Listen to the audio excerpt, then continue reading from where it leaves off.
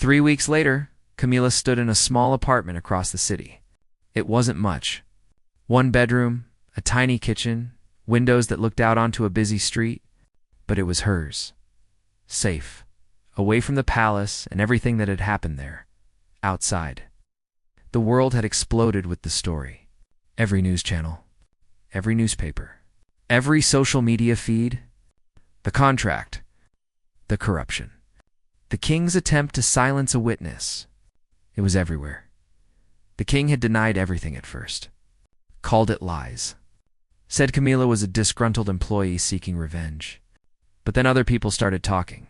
Palace workers who had seen things, officials who had been asked to look the other way, money trails that led to secret accounts.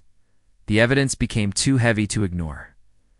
2 days ago, High Court had announced an official investigation. The king had been forced to step back from his duties while the inquiry proceeded.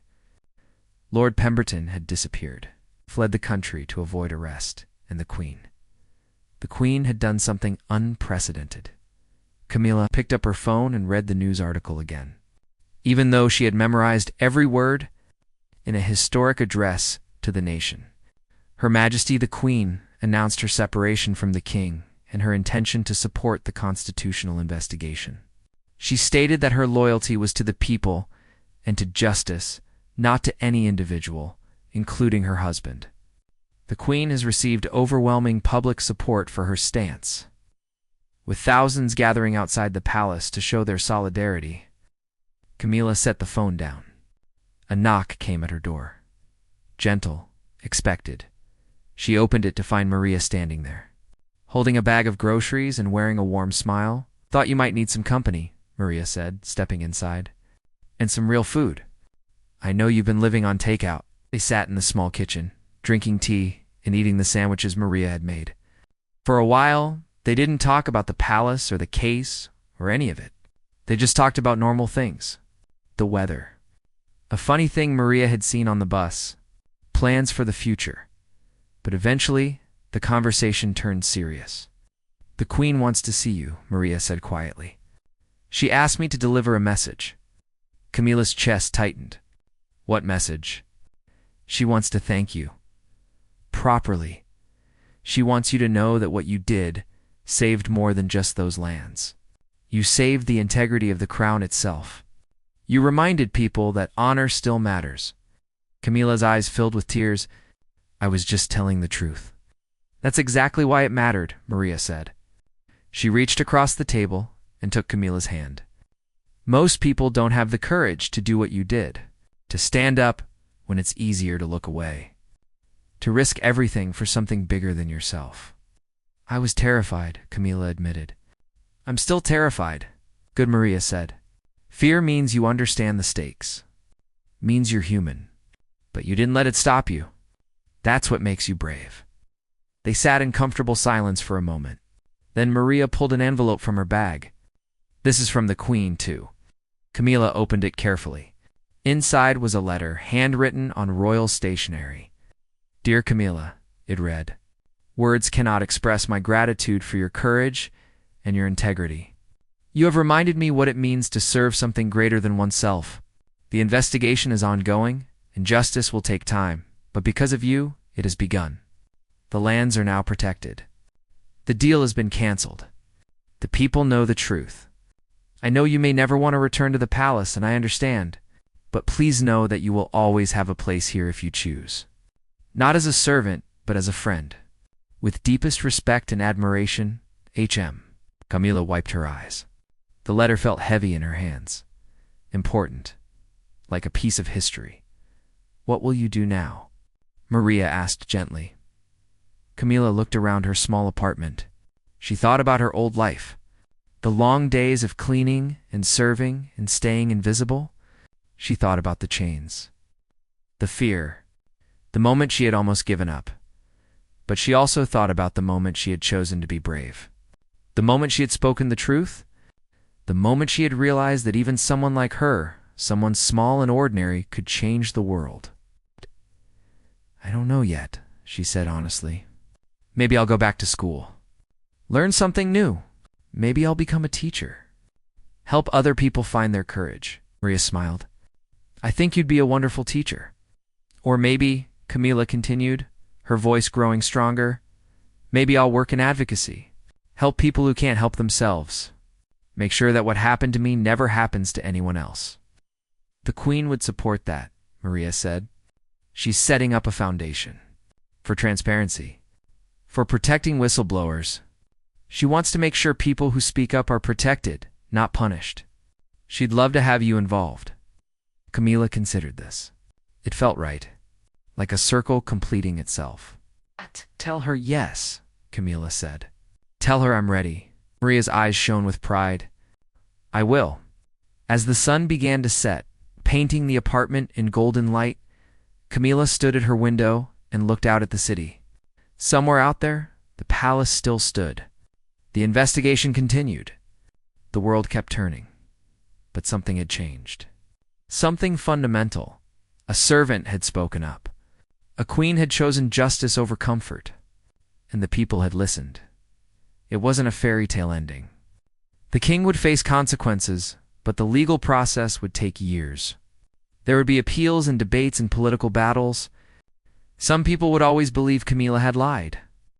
Others would always defend the king. But the truth was out, and that mattered.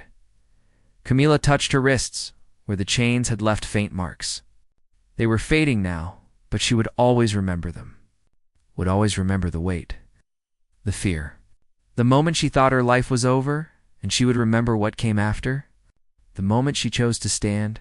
The moment she realized her voice mattered. The moment she understood that courage wasn't about not being afraid. It was about being afraid and doing the right thing anyway. Her phone buzzed. A news alert. High Court confirms, former king to stand trial. Historic case may reshape royal powers. Camila smiled. It was happening. Slowly, but it was happening. She picked up her tea and took a sip. It was still warm, still sweet, still comforting, and for the first time in weeks, she felt something she hadn't felt in a long time. Peace. Not because everything was perfect, not because all the danger was gone, not because the battle was over, but because she had fought. She had spoken. She had stood for something that mattered, and no matter what happened next. No one could take that away from her. She was Camila Rodriguez. Once invisible, now unforgettable. And her story had only just begun. The Queen moved fast. Alina, send the files now. Everything we have. Email, cloud storage, every journalist contact you have. Do it before they cut the internet. Elena's fingers flew across her laptop. The room filled with the sound of clicking keys and the soft beeps of files uploading. Thomas grabbed his phone. I'm calling my editor. If we can get even one story out before the lights went out. Complete darkness swallowed the room. Someone gasped. The only light came from the fire and the glow of Elena's laptop screen. They cut the power, Maria whispered. Backup generator should kick in, the guard said. But his voice didn't sound confident. 30 seconds passed. A minute, no lights came on. They disabled it, the Queen said. Her voice was calm, but Camila could hear the fear underneath. They're not playing games anymore. Footsteps echoed in the hallway outside. Getting closer. Many footsteps. Heavy boots on marble floors. We need to leave, Thomas said urgently. Now, there's a servant's passage, Maria said. Behind the bookshelf. It leads down to the old kitchens. From there, we can reach the east garden gate. Show them, the Queen ordered. She turned to the guard who had warned them. You need to leave too. They'll punish anyone who helped us. He shook his head. My duty is to protect you, Your Majesty. I'll buy you time. Before anyone could argue, he stepped out into the hallway and closed the door behind him. Through the wood, they heard him shout, This area is secure. No one here. A voice answered. Cold, familiar. Lord Pemberton. Step aside, soldier. We know the Queen is inside, and we know she has the traitor with her. Camila's stomach twisted. She was the traitor in his eyes. The threat to everything he had built. Maria pulled on the bookshelf. It swung open, revealing a dark, narrow passage. "Hurry!" Alina grabbed her laptop and dove into the passage. Thomas followed. Maria ushered Camila through next. The Queen paused at the entrance. She looked back at the room, at the fire, at the life she was leaving behind. Then she stepped into the darkness. Maria pulled the bookshelf closed, just as the door to the study exploded inward. Wood splintered. Men shouted. Through a small gap in the bookshelf, Camila could see Lord Pemberton enter the room. He was tall, with silver hair and eyes like ice. "Search everything," he commanded. "They can't have gone far." The passage was pitch black. Camila felt hands guiding her forward. Maria whispered directions, her voice barely audible. They moved slowly, carefully. The passage was old. The stones were rough and cold. Spiderwebs brushed against Camila's face, making her skin crawl. Behind them, they heard the bookshelf being discovered. Heard someone shout, "There's a passage here." "Run," the Queen said. They ran. Stumbling through the darkness, hands scraping against walls, breathing hard. The passage twisted and turned. Camila lost all sense of direction. She just followed the sound of footsteps ahead of her and prayed they were going the right way. Finally, they saw light. A dim gray light filtering through a crack ahead. Maria reached it first and pushed. A door opened, and they spilled out into the old kitchens. The room was abandoned. Ancient dust covered everything. But there was a window, and through it, Camila could see the garden. Freedom. "This way," Maria said, leading them to a door on the far side. But Alina stopped. "Wait," she opened her laptop again. "The files. They didn't finish uploading before the power cut." "Leave it," Thomas said. "We have to go." "No." Elena's face was set, determined. "Without this evidence, Camila's testimony means nothing. They'll destroy her, claim she's lying. We need proof." "How long?" the Queen asked. Alina checked. 2 minutes, maybe less. "The laptop has battery. If I can find a signal." A crash echoed from the passage behind them. The men were coming. "I'll stay," Alina said. "You all go." "I'll follow once the upload finishes." "No," Camila said. "We stay together." The Queen looked at each of them. At Camila, at Maria, at Thomas.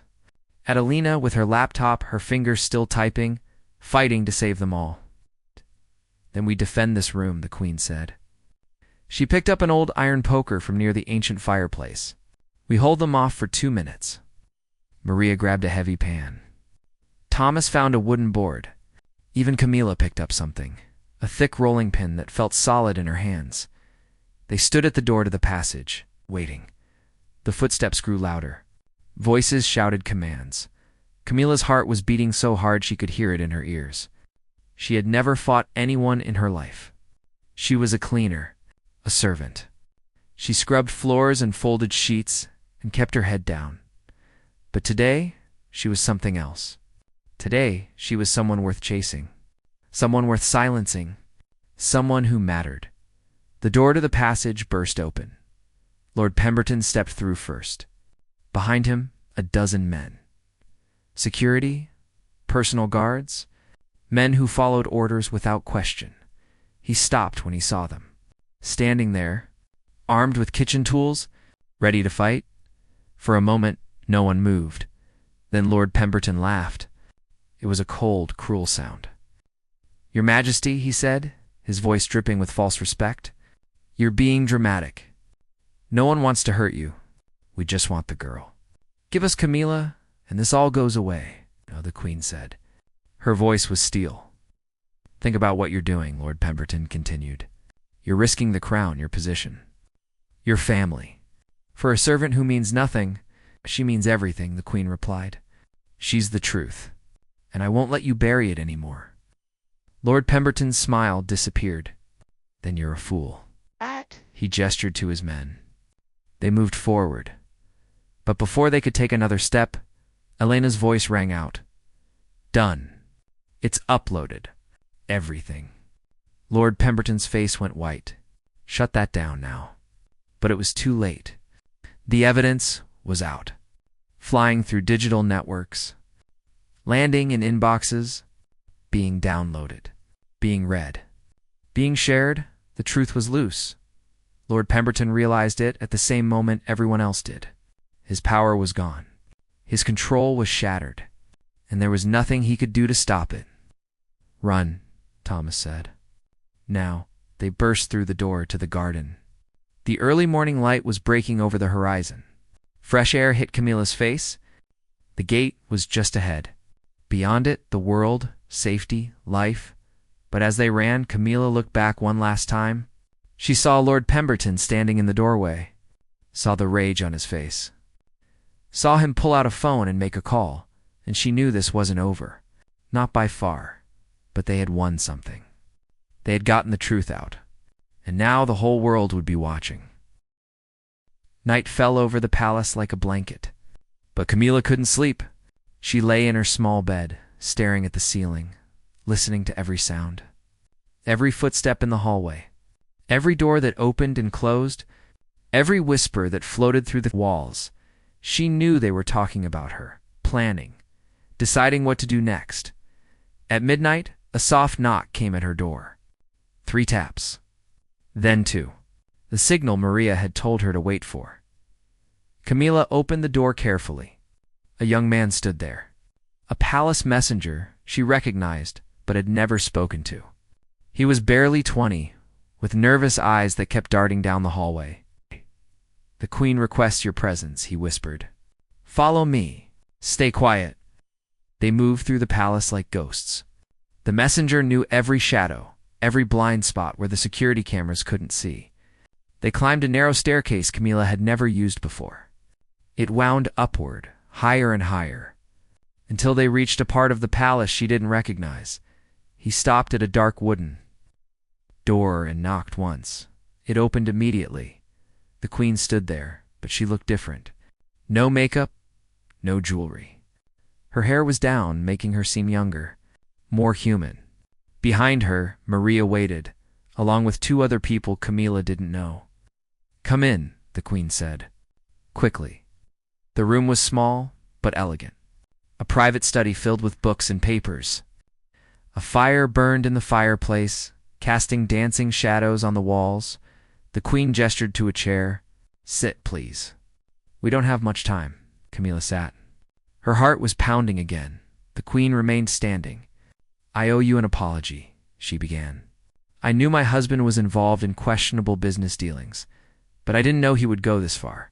I didn't know he would hurt innocent people to protect his secrets." "Your Majesty, you don't need to apologize," Camilla said quickly. "Yes, I do." The Queen's voice was firm. "This happened because I was blind, because I chose not to see, because I was afraid of what I might find if I looked too closely. But this morning, when I saw you in those chains, I realized something. Fear is a luxury I can no longer afford." She moved to the desk and picked up a folder. "Maria told me what you saw. The contract. The land deal. I need you to tell me everything you remember. Every detail. No matter how small." Camilla took a deep breath and began to speak. She described the night she had cleaned the king's study. The papers on the desk, the seal at the top of the contract, the numbers she had seen, the name of the foreign company. One of the strangers in the room, a thin man with glasses, was writing everything down. The other, a woman with sharp features, was recording on a small device. "Who are they?" Camilla asked, suddenly worried. "Allies," the Queen said. "The man is Thomas Whitfield, an investigative journalist. The woman is Elena Vasquez, a lawyer who specializes in constitutional law. They've been helping me gather evidence for weeks, but your testimony is the final piece we needed." Camilla looked at the journalist, then at the lawyer. They both nodded at her, their faces serious but kind.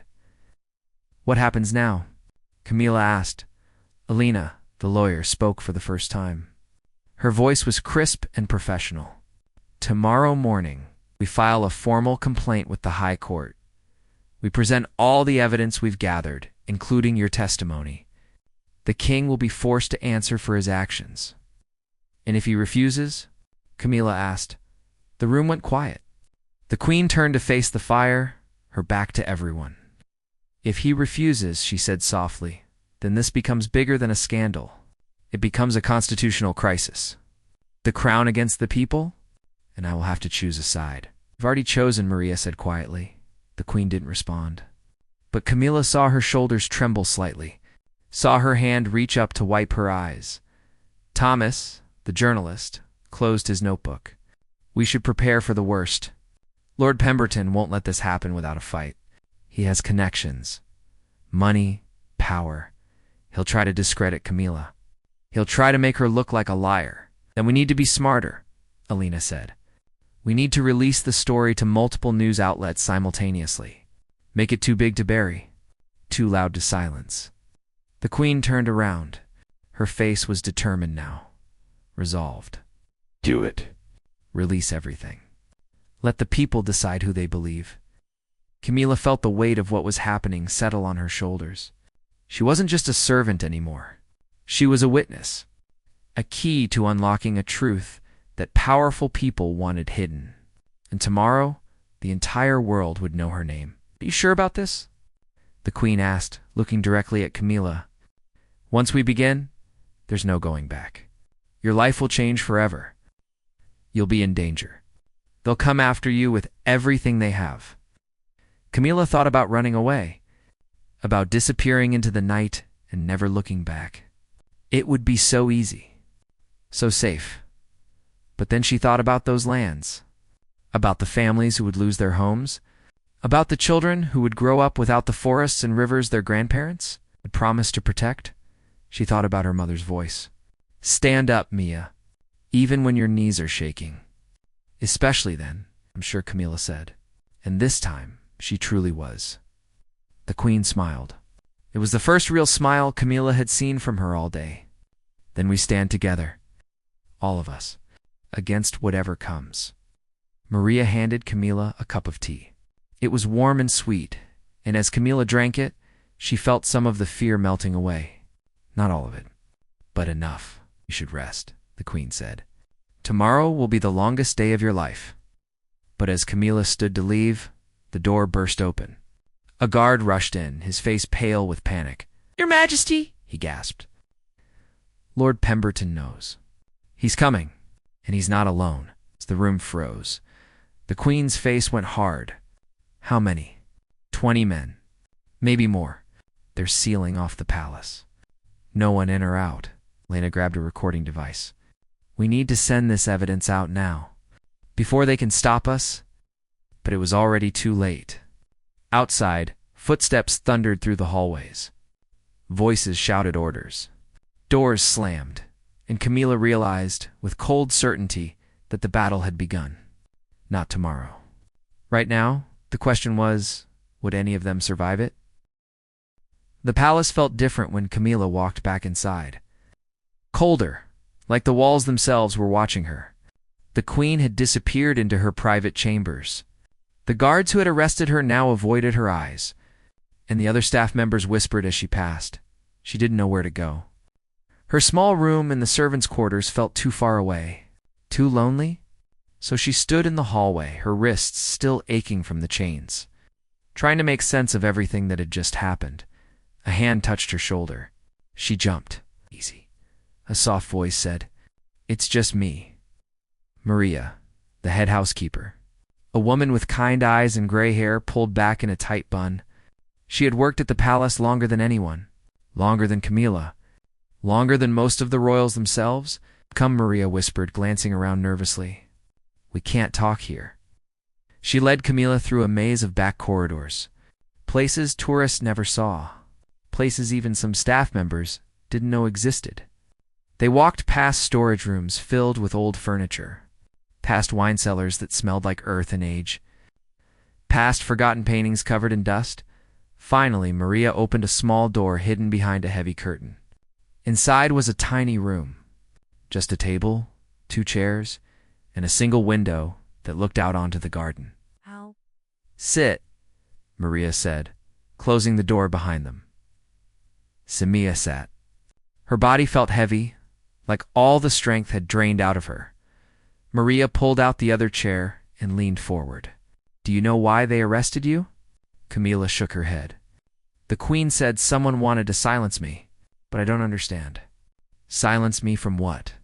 Maria's eyes darkened. She glanced at the door, making sure it was locked. Then she spoke in a voice so quiet Camila had to lean closer to hear. 3 months ago, you cleaned the king's study. Do you remember? Camila thought back. Yes, she remembered. It was late at night. The king had called for someone to organize his desk before an important meeting the next morning. Most staff had gone home, so Camila had volunteered. I remember, she said slowly. And do you remember what you saw? Camila's breath caught. Yes, she had tried not to look. Tried to focus only on her work. But there had been papers on his desk. Documents with official seals. And one of them had been open, its words visible in the LAMPLIGHT. It was a contract. A deal between the crown and a foreign company. A deal that would sell part of the royal lands. Lands that belonged to the people. Lands that were supposed to be protected forever. The numbers on the contract had been enormous. Enough money to make someone very rich, but it wasn't legal. It couldn't be legal, because that land was sacred, untouchable. I saw the contract, Camila whispered. Maria nodded. And someone saw you see it. Camila's blood went cold. Who? The king's advisor? Lord Pemberton. He was in the room the whole time, sitting in the shadows. You didn't notice him because he wanted it that way. He watched you clean. Watched you pause at the desk. Watched your eyes move across those papers. Camila's hand started shaking again. She had been so careful. She hadn't touched anything. Hadn't said anything. She had simply finished her work and left. But I didn't tell anyone, Camila said desperately. I kept it secret. I always keep secrets. I know, Maria said gently. But Lord Pemberton didn't trust that. He convinced the king that you were a threat, that you might talk to reporters, that you might ruin everything. So they planned this. The arrest. The chains. The public humiliation. They wanted to destroy your reputation so that if you ever did speak, no one would believe you. Camila felt sick. She pressed her hands against her stomach, trying to stop the nausea rising in her throat. But the queen stopped it. She managed to say, "She saved me." Maria's expression turned sad. Yes, because the queen didn't know about the plan until this morning. When she found out what was happening, she realized the truth. She realized her husband had betrayed not just you, but the entire kingdom. The room fell silent. Outside, birds sang in the garden. Inside, 2 women sat with a secret that could change everything. What do I do? Camila asked. Her voice sounded small, lost. Maria reached across the table and took her hands. You have 2 choices. You can leave the palace tonight. Disappear. Start a new life somewhere far away where they can't find you. Or, she paused. Camila prompted. Or you can be brave. You can help the queen expose the truth. You can testify about what you saw. But if you choose that path, Camila, you need to understand something. Lord Pemberton is not a man who forgives. And the king will not go down without a fight. They will come after you again.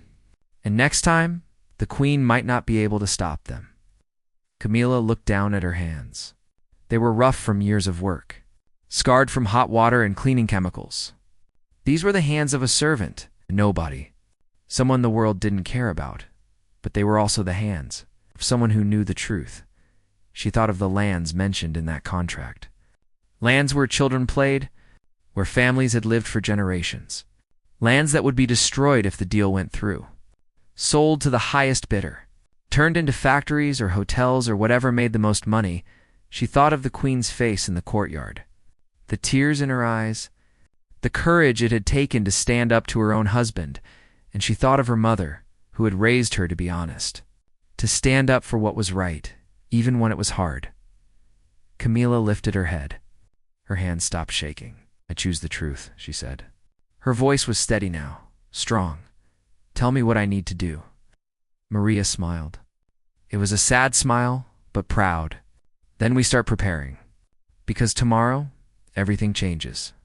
And you, Camila Rodriguez, are about to become the most important person in this kingdom. The cameras clicked like 1,000 hungry insects. Camila kept her head down, trying to hide her face, but it was impossible. The chains on her wrists caught the light. Every flash made them shine brighter, made her shame more visible. Camila, what did you steal? Did you betray the queen? How long were you planning this? The questions came from everywhere. Reporters pushed against the guards, their microphones stretched toward her like weapons. She wanted to scream that they were wrong, that she had stolen nothing, that she had only ever been faithful, but her voice was gone. Trapped somewhere in her chest with all the fear and confusion, the guard on her left tightened his grip on her arm. "Keep moving," he muttered. It wasn't cruel. It almost sounded like advice, like he was trying to help her survive this moment. They pushed through the crowd toward a black vehicle, the kind with dark windows that hide whoever sits inside, the kind she had seen come and go 100 times, carrying criminals, traitors, people the palace wanted to erase. Now it was her turn. But just as they reached the vehicle, something happened. A voice cut through the noise. A voice that made everyone go quiet. "Stop." Camila froze. She knew that voice. Everyone knew that voice. The crowd turned. Cameras swung around. Even the guards hesitated. From the palace entrance, a figure emerged, tall, elegant, dressed in a dark coat that moved like water around her legs. The queen. Her face was pale. Her eyes were red like she hadn't slept in days. But she stood straight, her chin high, her hands clasped in front of her. Behind her, palace officials rushed out, looking panicked. One of them reached for her arm, trying to pull her back inside, but she shook him off. "Said stop," the queen repeated. This time her voice was stronger, firmer. The head guard looked confused. "Your Majesty, we have our orders." From the crown itself, Queen's eyes flickered with something dangerous. "The crown," she said slowly, "is not just one person, and I am still queen of this palace." The air felt electric. No one moved. No one spoke. Even the reporters went silent, their cameras still rolling, but their mouths shut. This was history happening in front of them. Camilla couldn't breathe. She stared at the queen, the woman she had served for so long, the woman whose sadness she had witnessed, whose strength she had admired. What was she doing? Why was she risking everything? The queen walked forward. Her heels clicked on the stone. Each step was deliberate, powerful. She stopped directly in front of Camila, close enough that Camila could see the tears pooling in her eyes. "Look at me," the queen whispered. Camila raised her head. Their eyes met. In that moment, 1,000 unspoken words passed between them. Memories, secrets, promises made in quiet rooms where no one else could hear. The queen turned to face the crowd. "This woman," she began, her voice carrying across the courtyard, "served this palace with more honor than most people will ever know. She has been loyal. She has been kind. And she has been wrongly accused." Gasps rippled through the reporters. Cameras flashed faster now, capturing every second. The palace officials behind the queen looked horrified. One of them stepped forward. "Your Majesty, please. This is not appropriate." The investigation, the queen interrupted, was a lie. The words hung in the air like smoke, heavy, dangerous, undeniable. Camila felt her knees weaken. A lie? What did that mean? Who had lied? And why? The queen continued, her voice shaking now with emotion. "Camila is here because someone wanted to silence her. Because she knows something that powerful people want buried. Because she is brave enough to protect the truth, even when it costs her everything." The head guard shifted uncomfortably. His hand moved to his radio like he was waiting for orders, like he didn't know what to do anymore. The queen looked directly at him. "Remove those chains." He hesitated. "Your Majesty, I cannot. Not without direct orders from." "I am giving you a direct order," the queen said, her voice cold as ice. "Remove them now." For a moment, no one breathed. The guard looked at Camila, then at the queen, then back at his men. Finally, slowly, he reached for his keys. The chains fell away. Camila's wrists felt light, free, but her heart was pounding so hard. She thought it might explode. She rubbed the red marks the metal had left behind, her hands still shaking. "Thank you," she whispered, but the words felt too small. The queen didn't respond. Instead, she turned to the crowd one last time. "This palace has many secrets," she said. "Some protect the innocent. Some protect the guilty. Today, I choose to stand with the truth, no matter what it costs me." And with that, she walked back toward the palace doors. Her officials scrambled after her, their faces pale with panic. The reporters erupted into chaos, shouting questions that no one answered. But Camila stood there in the courtyard, free, but more confused than ever. Because she realized something terrifying. The queen had just declared war, and Camila was now standing in the middle of a battlefield she didn't understand. Who wanted her silenced? And what secret was so dangerous that someone was willing to destroy her to keep it hidden? The iron gates of the palace stood tall against the gray morning sky. Inside, the marble halls echoed with footsteps. Heavy footsteps. The kind that meant trouble. Camila stood in the center of the throne room, her hands trembling. She had served the royal family for 12 years. 12 years of loyalty, of silence, of keeping secrets that could destroy empires. But today, everything had changed. The head guard approached her slowly. His face was stone, cold, unreadable. In his hands, he held something that made her blood freeze. Chains old, rusted chains that scraped against the polished floor as he walked. Camila Rodriguez, his voice boomed through the hall. "By order of the crown, you are under arrest." The words hit her like a wave. Her knees almost gave out. Around her, other staff members stopped moving. Maids froze with their cleaning supplies. Butlers stood still in doorways. Everyone watched. Everyone knew what this meant. She tried to speak, but her voice cracked.